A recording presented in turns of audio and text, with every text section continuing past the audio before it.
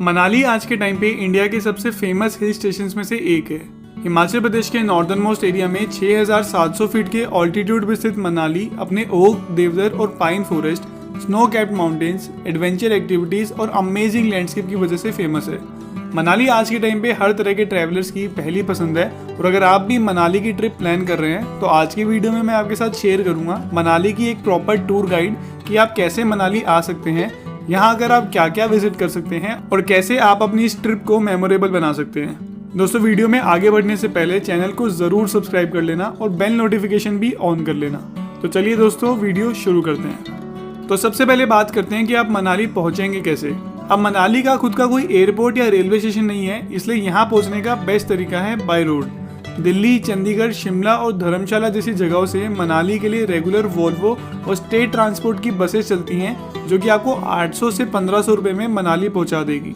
दिल्ली से मनाली 12 घंटे और चंडीगढ़ से मनाली 8 घंटे लंबी जर्नी है और अगर आप चाहें तो अपने पर्सनल व्हीकल या कोई कैब हायर करके भी यहाँ आ सकते हैं और इस रास्ते पे भी आपको बहुत ही बढ़िया व्यूज देखने को मिलते हैं। हालांकि अगर आप नॉर्थ इंडिया के अलावा कहीं और से मनाली विजिट करने आ रहे हैं तो आप भुंतर एयरपोर्ट तक की फ्लाइट भी ले सकते हैं और भुंतर से मनाली आप कैब हायर करके 1 से 1.5 घंटे में मनाली पहुंच सकते हैं। मनाली पहुंच के सबसे पहले आपको अपने होटल में जाके कुछ देर रेस्ट करना चाहिए। मनाली में आपको लग्जरी और बजट दोनों कैटेगरी के होटल्स, रिजॉर्ट्स और होमस्टेज देखने को मिल जाएंगे और मैं आपको रेकमेंड करूंगा कि आप अपने होटल या होमस्टे ओल्ड मनाली में ही बुक करें। मनाली 2 पार्ट्स में डिवाइडेड है, न्यू मनाली और ओल्ड मनाली। न्यू मनाली में जहां आपको मॉल रोड, शॉपिंग सेंटर और टूरिस्ट का क्राउड देखने को मिलता है, वहीं ओल्ड मनाली में आपको नेचुरल ब्यूटी, पीसफुल वाइब्स और लेस क्राउडेड जगह देखने को मिलती है और इसी वजह से आपके स्टे के लिए ओल्ड मनाली बेस्ट प्लेस है। दोस्तों, मनाली को अच्छे से एक्सप्लोर करने के लिए आप यहाँ से बाइक या कार भी रेंट पे ले सकते हैं। बाइक्स आपको यहाँ 600 से 1500 रुपए पर डे और कार 1500 से 2500 रुपए पर डे के हिसाब से रेंट पे मिल जाएगी। लेकिन अगर आपको मनाली जैसी एडवेंचरस रोड्स पे ड्राइव करने का एक्सपीरियंस नहीं है तो एडवाइजेबल यही होगा कि आप यहाँ से एक प्राइवेट कैब हायर करें जिसे ड्राइव करने के लिए आपके साथ एक एक्सपीरियंस ड्राइवर होगा। मनाली आकर आप सबसे पहले वशिष्ठ टेम्पल में विजिट कर सकते हैं जो कि 4000 साल पुराना एंशिएंट हिंदू मंदिर है। ये मंदिर रामायण काल के ऋषि वशिष्ठ को समर्पित है जो कि भगवान राम और लक्ष्मण जी के गुरु भी थे। इस मंदिर के पास एक हॉट वाटर स्प्रिंग भी है जहाँ पूरे साल गर्म पानी बहता है और माना जाता है कि इस पानी में काफी मेडिसिनल प्रॉपर्टीज भी है जिससे हमारी स्किन की काफी सारी प्रॉब्लम्स क्योर भी हो जाती है। यहाँ पे लेडीज और जेंट्स के लिए प्रॉपर अलग अलग बेदिंग एरियाज बनाए हुए हैं और इस मंदिर में आकर आपको इस हॉट वाटर स्प्रिंग में डुबकी भी जरूर लगानी चाहिए। वशिष्ठ टेम्पल विजिट करने के बाद आपको यहाँ से सिर्फ 3 किलोमीटर दूर जोगिनी फॉल्स तक का ट्रैक भी जरूर करना चाहिए। जोगिनी फॉल्स मनाली का एक बहुत ही सुंदर वाटरफॉल है और इसे और भी सुंदर बनाता है वशिष्ठ टेम्पल से यहाँ तक का ट्रैक जो कि पाइन ट्रीज और एप्पल गार्डन से होते हुए गुजरता है। अगर आप नेचर और एडवेंचर लवर हैं तो इस ट्रैक को आप बहुत ही ज्यादा एंजॉय करेंगे। वशिष्ठ टेम्पल से जोगिनी फॉल्स तक के इस ट्रैक को कंप्लीट करने में आपको करीब 3 घंटे लगेंगे और रास्ते में आपको कुछ छोटे छोटे रेस्टोरेंट्स भी मिल जाएंगे जहां आप कुछ रिफ्रेशमेंट्स ले सकते हैं। जोगिनी फॉल्स 160 फीट की ऊंचाई से गिरने वाला वाटरफॉल है और अगर आप चाहें तो इसके टॉप तक का ट्रैक भी कर सकते हैं जहां से आपको मनाली वैली का बहुत ही बढ़िया व्यू देखने को मिलता है। मनाली आकर आपको यहाँ के सबसे फेमस और सबसे सीनिक रोहतांग पास पे विजिट करना बिल्कुल भी मिस नहीं करना चाहिए। 13,000 फीट से भी ज्यादा के ऑल्टीट्यूड पे स्थित रोहतांग पास हिमालयस के सबसे ऊंचे पासेस में से एक है और यहाँ से आपको हिमालयस के पीर पंजल रेंज का बहुत ही बढ़िया व्यू देखने को मिलता है। रोहतांग पास मनाली से सिर्फ 50 किलोमीटर दूर है, लेकिन यहाँ के स्नो कैप्ड माउंटेन्स और नेचुरल ब्यूटी का जो व्यू आपको देखने को मिलता है उसे वर्ड्स में डिस्क्राइब नहीं किया जा सकता। रोहतांग पास इतने हाई ऑल्टीट्यूड पे स्थित है कि समर्स के टाइम पे भी आपको यहाँ काफी ज्यादा स्नो देखने को मिलती है जो कि यहाँ के लैंडस्केप को और भी ज्यादा सुंदर बना देता है। रोहतांग पास पे विंटर्स में इतनी हैवी स्नोफॉल होती है कि इसे नवंबर से मार्च तक कंप्लीटली बंद कर दिया जाता है और आप सिर्फ मई से अक्टूबर तक ही यहाँ विजिट करने आ सकते हैं। रोहतांग पास पे पहुंच के आप यहाँ के पैनोरामिक व्यूज और नेचुरल ब्यूटी को एंजॉय करने के अलावा mountain biking, snow scooter, sledge ride और स्कीइंग जैसी एक्टिविटीज का भी मजा ले सकते हैं। हालांकि रोहतांग पास विजिट करने से पहले आपको इस बात का ध्यान रखना होगा कि यहाँ विजिट करने के लिए आपको एक प्रॉपर परमिट लेना होगा।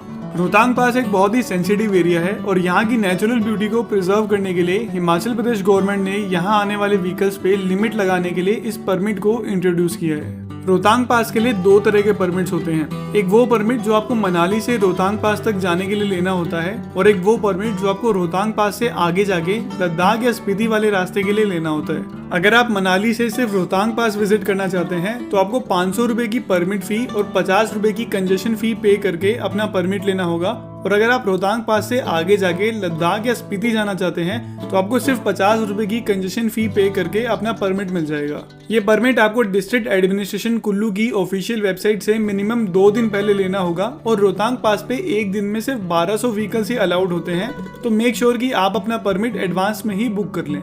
हालांकि अगर आप रोहतांग पास से आगे लद्दाख जा रहे हैं तो उसके लिए कोई रेस्ट्रिक्शन नहीं है और उसका परमिट आपको इजीली मिल जाएगा। रोहतांग पास होते हुए मनाली से लद्दाख तक की जर्नी बहुत ही सीनिक होती है और अगर आप लद्दाख ट्रिप का एक सेपरेट वीडियो चाहते हैं तो मुझे कमेंट सेक्शन में लिखकर जरूर बताएं। हालांकि रोहतांग पास ट्यूसडे को मेंटेनेंस की वजह से बंद रहता है, इसलिए आप इस दिन यहाँ कोई भी एक्टिविटी प्लान ना करें। ये परमिट आपको सिर्फ मनाली से रोहतांग पास जाने के लिए चाहिए होता है, लेकिन अगर आप लद्दाख या स्पीति वाले रास्ते से रोहतांग पास होते हुए मनाली आ रहे हैं तो आपको इस तरह के किसी भी परमिट की जरूरत नहीं है और आप इजीली यहाँ आ सकते हैं। रोहतांग पास के बाद आप यहाँ की एक और famous tourist attraction Solang valley भी विजिट कर सकते हैं। सोलंग वैली मनाली से सिर्फ 14 किलोमीटर दूर एक बहुत ही सीनिक वैली है जो कि मनाली से रोहतांग पास वाले रास्ते पे ही लोकेटेड है। सोलंग वैली अपने स्नो कैप्ड माउंटेन्स और लश ग्रीन लैंडस्केप की वजह से फेमस है और एडवेंचर लवर्स के लिए तो ये एक मस्ट विजिट प्लेस है। मनाली की सारी एडवेंचर एक्टिविटीज जैसे कि paragliding, cable ropeway, snow scooter और जॉर्बिंग आपको सोलंग वैली में ही देखने को मिलती है। विंटर्स के टाइम पे सोलंग वैली पूरी तरह से स्नो में कवर हो जाती है जो कि इसे स्कीइंग और बाकी विंटर एक्टिविटीज के लिए परफेक्ट डेस्टिनेशन बनाता है। सोलंग वैली की ज्यादातर एडवेंचर एक्टिविटीज आप 500 रुपए से 2000 रुपए में बहुत अच्छे से एंजॉय कर सकते हैं। हमारी लिस्ट में अगला नाम है हडिम्बा देवी टेम्पल का। हडिम्बा देवी टेम्पल मनाली का एक काफी फेमस टेम्पल है जो कि महाभारत काल के पांडव भीम की वाइफ हडिम्बा देवी को समर्पित है। 1553 में बना ये मंदिर ओल्ड मनाली से सिर्फ 3 किलोमीटर दूर देवदार के फॉरेस्ट में सिचुएटेड है और ये मंदिर अपने यूनिक आर्किटेक्चर की वजह से भी फेमस है।